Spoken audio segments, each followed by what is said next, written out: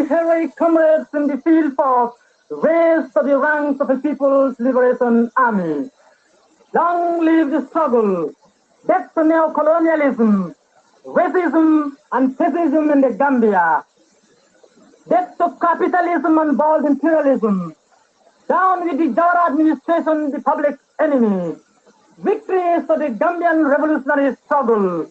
Victories for the oppressed people of the Gambia. Honor to the people. Glory to the people. Comrades in the struggle, fellow Gambians. Comrades, why the need for a revolution in the Gambia?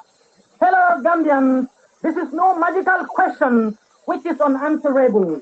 The only scientific response is that the expropriated masses have no other prospect of acquiring property than the revolutionary establishment of the social ownership of means of production. Who is to lead the revolution, comrades? The dictatorship of the proletariat and the leadership of a Marxist-Leninist party to be organized are indispensable conditions for the triumph of the socialist revolution and the building of a people's socialist society. From where will support come from? The Supreme Council of the Revolution regards it as its duty to call on the people to rally, muster all internal forces, take vigorous action and drowning on the might of the world socialist system, forestall or firmly repel imperialist interference in the affairs of the people of any country recent in revolt, and thereby prevent imperialist export of counter-revolution. Fellow Gambians, this has been a very important year in Gambian history. Basically, every section of the country has expressed opposition and anger at the sellout neo-colonial policies followed by the government of Gambia's comprado bourgeoisie under DK Jawara, PPP, the tribal organization of the Jawara clique. Afraid of this great show of strength and unity by Gambians, this corrupt class of thieves has desperately tried to continue their neo-colonial policies and robbery by unleashing terror in many areas and sections of the country. This is also necessary to silence the growing opposition and frighten us Gambians, much like fascist Wasta in South Africa does, to frighten our brothers there. Despite all those attempts to silence Wati Gambians in their struggle, the revolutionary struggle has strongly broken out by purging itself of its Shaitan fox, opportunistic and reactionary leadership. If ever there was a period of rejoicing, this is the moment. Every heart in union with the freedom and happiness of the people ought to beat high with exaltation that the name of Gambia from this day ceases to give a currency to political iniquity and to legalize corruption. Comrades, a new era is now opening upon us.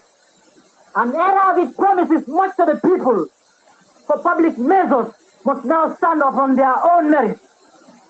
And nefarious projects can no longer be supported by a name. When a retrospect is taken of the Jawara administration for 18 years, it is a subject of the greatest astonishment that a single individual should have so conquered the principles of peace, democracy, and justice in an enlightened people that emerged from the gulf of despotism and should have carried his duties designed against the public liberty so far as to have put in jeopardy its very existence. Such, however, are the facts, and these staring us in the face this day ought to be a jubilee in the Gambia. The great force that has just broken the shock of the periodic assault on freedom from within Gambian life has been the civil liberties tradition, the historical commitment of Gambians to the public protection of the freedom of the individual person. Its roots go deep into the history of Gambian thought and attitude. The Jawara's government has kept us in a perpetual state of fear, kept us in a continuous standard of patriotic fervor, with the cry of a great national emergency. Always there has been some terrible evil at home or some monstrous foreign power that was doubling up if we did not blindly rally behind it by furnishing the exorbitant funds demanded. Yet, in retrospect, these disasters seem never to have happened, seem never to have become quite real. The National Revolutionary Redressing Committee hereby wishes to make a statement on why the need for a revolution in the Gambia in making analysis on the rapidly worsening economic situation, the dangerously heightening tensions, and the panic-striking behavior of the authorities of the Jawara administration. Our effort is to provide a better political alternative to the present political social stagnation that our dear country has been plunged into by her stone-hearted leadership. Gambia is in a very nasty state. Thousands of our hard-working and long-suffered patients continue to be the object of the most wicked exploitation that our nation has ever seen. It is the chase wish of every Gambian, irrespective of tribe, religion, or region, to liquidate the economic delinquents and social parasites now arrogantly basking in the national fortune.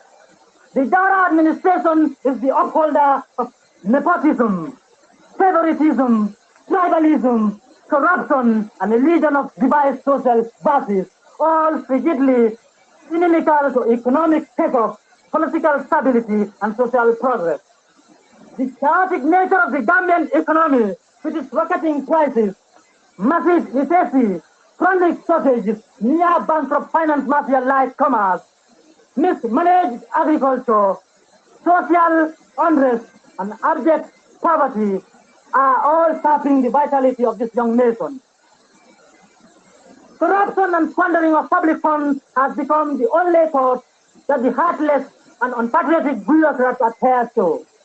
The worsening qualities of medical and health facilities in the urban areas and non-existence in the rural areas have sadly increased the death rate among the masses of the Gambian people. Unemployment remains one of the monsters unavoidably leading to an all-time peak in the crime rate. These and related social evils are the backlash of an inefficient PPP administration. It is our duty as partisans of the Gambia to work for the defeat of Jawara and the imperialist bourgeoisie of our country. Comrades in the struggle, fellow natives of the Gambia, answer the clarion call of national emancipation. Join us and fight vigorously for the devastation of the iron law of oligarchy and establish a society based on justice, equality, and fraternity. Comrades, freedom is won. It is not donated. Worthy Gambians abroad and at home, join us in the struggle to erase an imperialist program and policy, from war on poverty to a war against the poor. The launching of a more effective ideological campaign, both inside and outside the country, to expose the true motivation behind the reforms and the spirit talk would only be a part of the answer.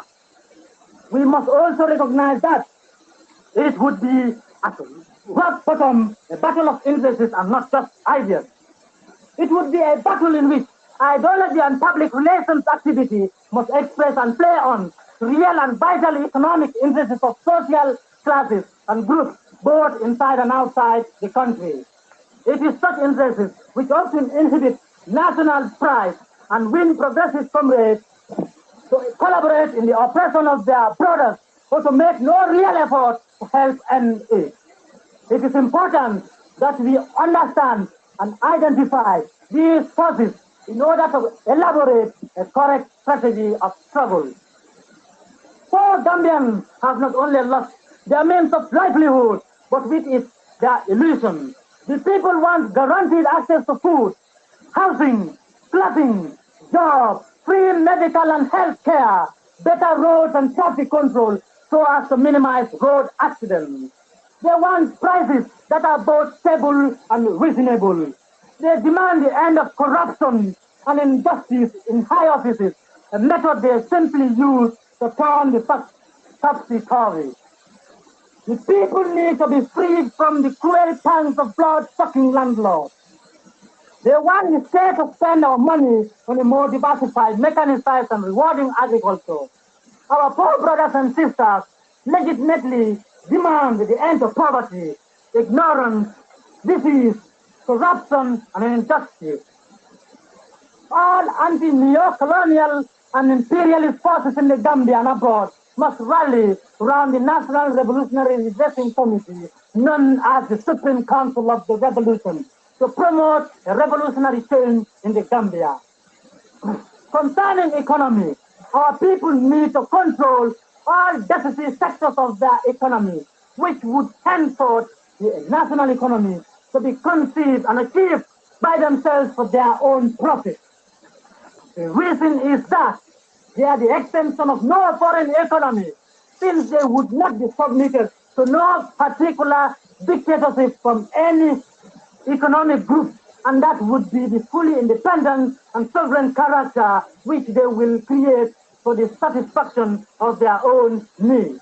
Concerning social affairs, the revolution will destroy all bases of equality, injustice, arbitrary by creating for the new or reborn renascent society a new frame with democratic relations, abolishing regionalism, tribalism, witchcraft, rising all irrational practices to inequality and arbitrary exploitation.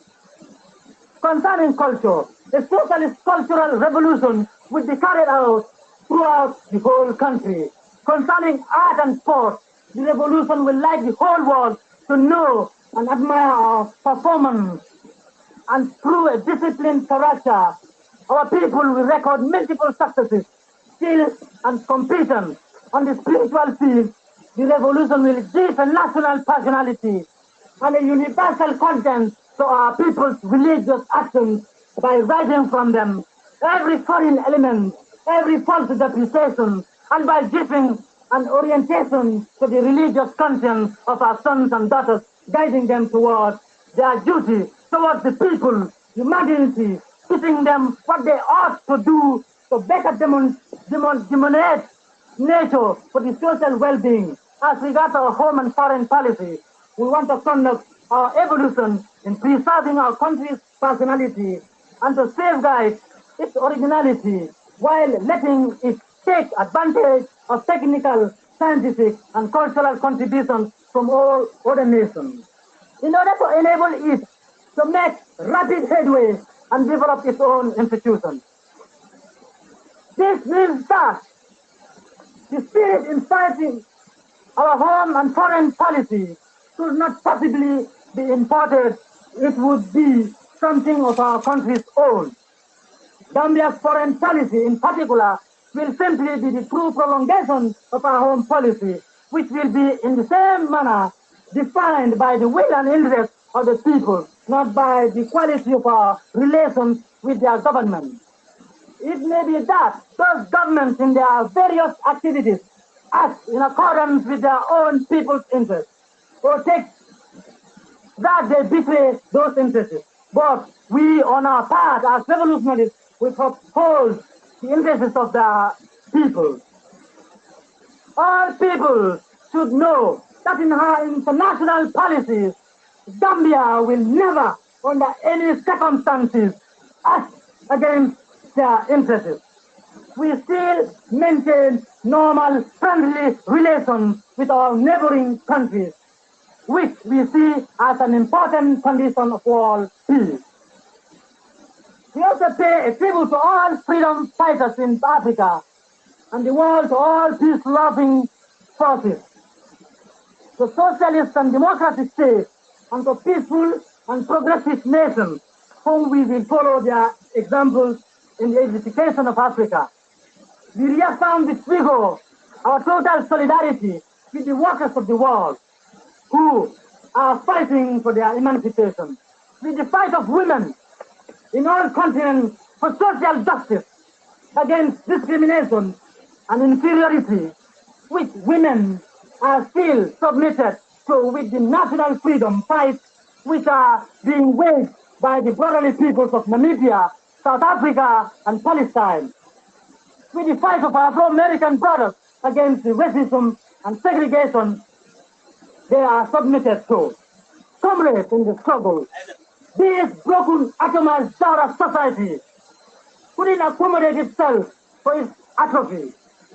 It produced in its womb an underground cataclysm, which from year to year began to turn more rapidly, ravaging everything, rendering the situation less supportable each day. Enough is enough, no more. Our struggle has put an end to centuries of oppression and exploitation. Our struggle in offering our lives for the liberation of Gambia gave birth to the revolution. The autocratic monarchs and the aristocrats are thrown off their positions of power. The fruit of our labor, our creation, the revolution will not be snatched from us by a dictatorial stepfather under the guise of being the guardian of the revolution. The revolution will not be led off course. It will not be distorted and will not be made to devour the creators of the revolution themselves, the masses. It is now time to reassert our rights, further the cause of the revolution, and take it by force. And in this historic struggle, the Supreme Council of the Revolution will speak for the masses as well as stand by them. Finally, for a system where exploitation of man by man is abolished, where men are comrades and brothers to one another along the road of people's struggle. By the light of our gallant comrades, let us move forward and crown this democratic revolution. People of Gambia, the Supreme Council of the Revolution, with its brilliant ideas, have, through ferocious struggle, ended the system of the masses swallowing the nonsense meted out of them by the human-eating society in winning a victorious war, raising high the prestige of our country and making the name of Gambia and the Gambians to be honored in the progressive world. Upon decision of the Supreme Council of the Revolution, we solemnly declare the Constitution suspended, the National Assembly dissolved, all financial institutions closed, judiciary powers suspended, all political parties and organizations banned, no political gathering activity exceeding 5 persons allowed, the international airport and seaport and all frontiers closed to entry and exit. A nationwide curfew imposed from 7 to 7, and we strictly warn for curfew breakers for running with and assisting terrorists, not to live for ourselves but for the revolution. Ready and sharpening the spears for the revolution. Long live